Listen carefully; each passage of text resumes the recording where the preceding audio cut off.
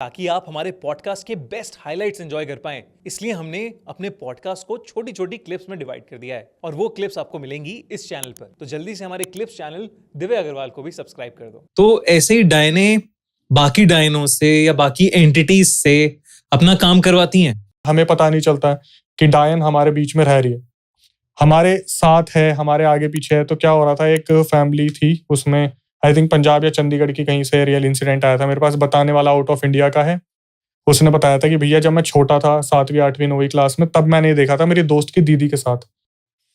ये दोस्त की दीदी और मम्मी कहीं रिश्तेदार की शादी अटेंड करके वापस आए थे, ट्रेन से गए थे, ट्रेन से ही आए थे, अपने घर पे वापस आए।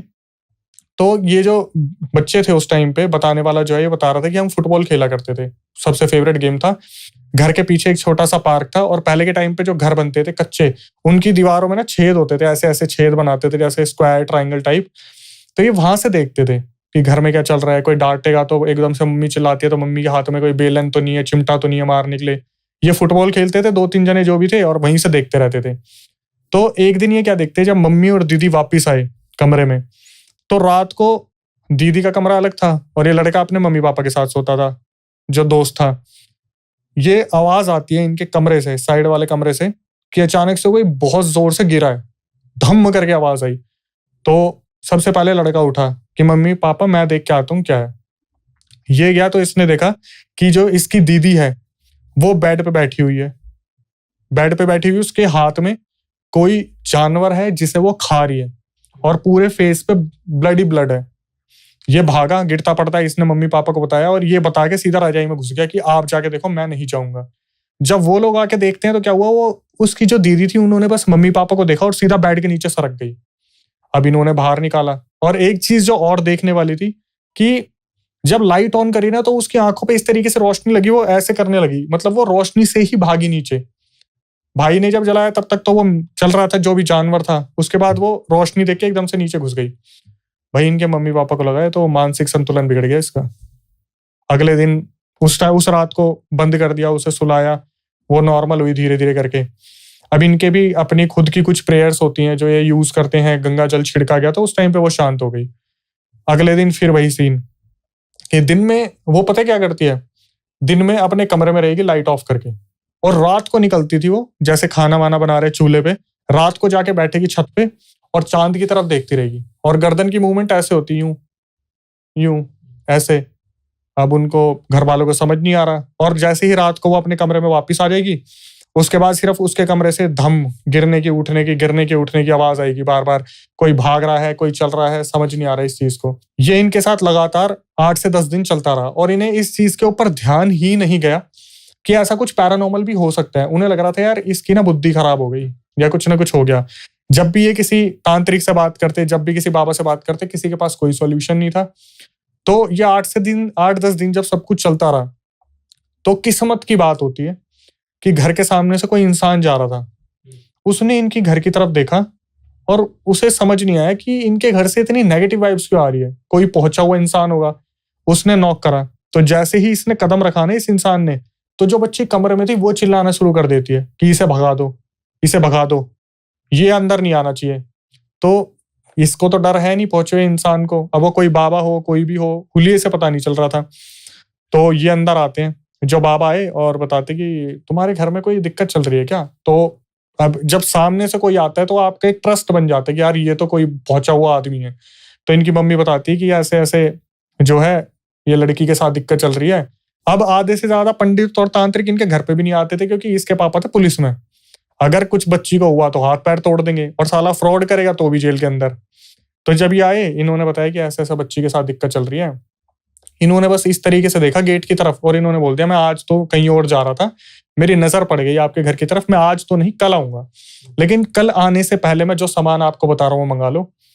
पता नहीं कुछ चीजें मंगाई थी, जैसे कि कुछ मछली वगैरह मंगाई थी, कोई सामान मंगाया था जैसे टोटके का सामान वामान होता है, ग्लास, हाँ।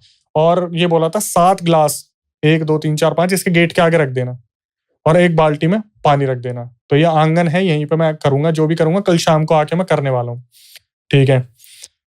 अब ये बच्चे सुन रहे थे सब कुछ, जो फुटबॉल खेलने वाले थे। इनको तो भाई वो इंटरेस्ट मिल गया कि कल क्या होने वाला, मजा आएगा। तो ये अपने फुटबॉल खेलने अगले दिन गए, इनकी मम्मी ने बोल भी दिया था कि तुम लोग जाओ खेल लो अपना, पर ये देख रहे थे उस छेद में से कि घर में चल क्या रहा है। तो इसने बताया लड़के ने कि मैं भी वहीं था, मेरा दोस्त भी वहीं, और उसकी दीदी अपने कमरे में थी। जैसे ही वो सही करने वाले आते हैं, अंदर घुसे, कमरा बिल्कुल शांत, क्योंकि वो 8 गिलास का कोई टोटका था जिससे उसे शांत कर रखा था।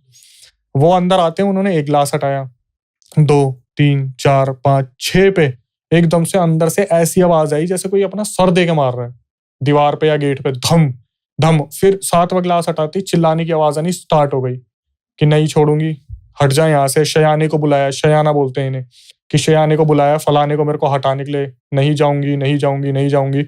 उसने कहा आराम से। जैसे वो गेट से बाहर निकली, उन्होंने साहब बोला तसल्ली से चुपचाप आके बैठ जाए इस घेरे में। अब सबको उम्मीद थी उछल कूद होगा, ऐसा होगा वैसा होगा, कुछ नहीं हुआ। उछल के तसल्ली से आई और अपने घेरे में बैठ गई। अब इन्होंने पूछना शुरू करा कि क्या दिक्कत है, क्या हुआ, नहीं बता रही नहीं बता रही नहीं बता रही। थोड़ी देर में उन्होंने क्या करा, पानी उठा के और मारना स्टार्ट करा, इधर उधर रिचुअल परफॉर्म करना स्टार्ट करा।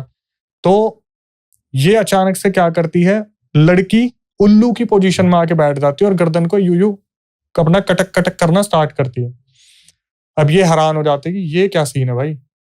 थोड़ी देर में फिर रिचुअल परफॉर्म करते हैं, पूछते हैं कौन है, तो एकदम से औरत बन के बैठ जाती है और फिर चिल्लाना शुरू कर देती, नहीं जाऊंगी नहीं जाऊंगी नहीं जाऊंगी नहीं उल्लू जाऊंगी। की पोजीशन में आ गई, उल्लू बन गई। फेशियल वैसा नहीं हुआ, मतलब पोजीशन ऐसी ले ली कि बिल्कुल बैठ के और गर्दन सीधी करके इस तरीके से करना स्टार्ट कर दिया। अब सामने से इनको कंफ्यूजन हो रही थी कि कभी कोई बन रही है कभी कोई बन रही है, तो इन्होंने सोचा उल्लू वाली को छोड़ो, पहले जो बोल रहा है उससे बात करते हैं। तो इन्होंने बात शुरू की कि कौन है, किसने भेजा है। तो एकदम से वो खुद बताते हैं कि इन्होंने ही तो संतरा खाया था उस औरत के हाथ से जब ये ट्रेन से वापस आ रहे थे। तो इनकी मम्मी को देखते कि ऐसा कुछ हुआ था, तो वो मम्मी उधर से कहती है हाँ। फिर पूछते क्या हुआ था, बोले एक अनजान औरत मिली थी, बच्चे की काफी तारीफ कर रही थी, उसने एक संतरा दिया था। तो बोलते कि संतरे में क्या था, उस एंटिटी से पूछते कि संतरे में था क्या। तो वो बताते कि एक तो मैं था और एक उल्लू की आत्मा को सिद्ध करके उस संतरे में उसका खून डाल रखा था। तो इससे पूछा गया कि बच्ची ने बताया कि संतरा अजीब सा था। तो वो बोलती है हाँ, बच्ची बता रही थी कि कड़वा सा संतरा था। तो बोले कि खाया क्यों, लिया क्यों। तो पहले गांव देहात में ऐसा होता था कि कोई औरत मिल गई तो ले बेटा भूख लग रही है तो खा ले, तो खा लेते थे। अब तो इस चीज की अवेयरनेस है। तो पूछा गया अब कैसे जाओगे, क्योंकि निकालना तो है। तो उसने शुरू में तो बोला मैं नहीं जाऊंगी, इसने तो अपने हाथ से हमें चीजों को बुलाया है, हम क्यों जाएंगे। काफी उससे बोला गया नहीं ऐसा तो नहीं होगा, जाना तो पड़ेगा आपको। तो फिर उसने बोला कि जब पता चल गया कि ये निकाल के ही मानेगा, चिमटे मारने शुरू कर दिए थे उसे कि निकल निकल निकल निकल, जाना पड़ेगा तेरे को, बच्ची को छोड़। तो उसने बोला कि मेरे को एक काम करो, मिठाई मंगाओ और चलता नाला है घर के बाहर, उसमें छोड़ दो। मेरे को नाले से ही सिद्ध करा गया था, मतलब नाले पे बैठा था मैं, वहीं से मेरे को उठाया गया, नाले पे छोड़ दो, मैं कहीं जाके बैठ जाऊंगा। उसे नाले से छोड़ दिया। अब वो उल्लू की स्पिरिट वो फिर वैसे ही उकड़ू होके बैठ गई। उसे बार बार मार रहे हैं। जो करने वाले थे उन्हें पता था मुश्किल से 2 मिनट मिलेंगे जब ये उल्लू की स्पिरिट इसमें से निकलेगी, और उसी टाइम पे रिचुअल खत्म होगा और उसी टाइम पे लड़की को कुछ ऐसा यंत्र दिया जाएगा जिसकी वजह से अपने कमरे में जाके वापस बैठेगी। और उल्लू की आत्मा घर से जाएगी नहीं, वो बाहर बैठेगी 1 हफ्ता। तो 1 हफ्ते तक लड़की को बाहर नहीं निकालना है, मम्मी ने सब कुछ बता दिया था। तो अपना रिचुअल परफॉर्म करते रहे। एक टाइम ऐसा आया जब वो लड़की वहीं पर बेहोश होगी, तभी के तभी उसके हाथ पैरों में यंत्र मारा गया, और जो मम्मी थी और जो वो थे ठीक करने वाले, उसे कमरे में बंद कर दिया उन्होंने। उसके बाद वो जो एंटिटी थी वो बैठी, उन्होंने बताया था कि जब आप बाहर आओगे ना तो आपको हमेशा ऐसा लगेगा कि आगे पीछे किसी के उड़ने की, वो पंखों की आवाज आ रही है, तो घबराना मत। तो इसकी मम्मी बोली कि ये कैसे पता चला उल्लू की आत्मा, बोली तो उन्होंने बता दिया, पता तो आपको ही चला होगा, आपकी लड़की रात को बैठती तो थी, आप बता रहे थे, वो बैठ के चांद को देखती रहती थी, दिन में आंखें छुपाती थी, सब कुछ तो थी सिम्टम्स, आपको पता नहीं चला। फिर बताया गया कि 1 हफ्ते बाद तो ठीक हो गया था सब कुछ, उस लड़की ने बाहर आना बंद कर दिया था। जब 1 हफ्ते बाद वो आई थी तब वो बिल्कुल नॉर्मल थी, लेकिन साक्षात उन्होंने ये चीज बता दी थी कि वो और कोई नहीं थी, ये डायन का हमला था जो आपकी बेटी पे हुआ था। आपकी बेटी की खूबसूरती पसंद आ गई थी उसे, सुंदरता के चक्कर में उसने क्या करा, वो टोटका दे दिया। अभी अगर चली जाती तो इसकी खूबसूरती उस डायन को मिल जाती। तो ये जो 2 एंटिटीज थी, उल्लू की आत्मा और एक और आत्मा, एक आत्मा जो थी वो जिन्नात की किसी की थी, जो जिन छोड़ रखा था, जो लेने आया था।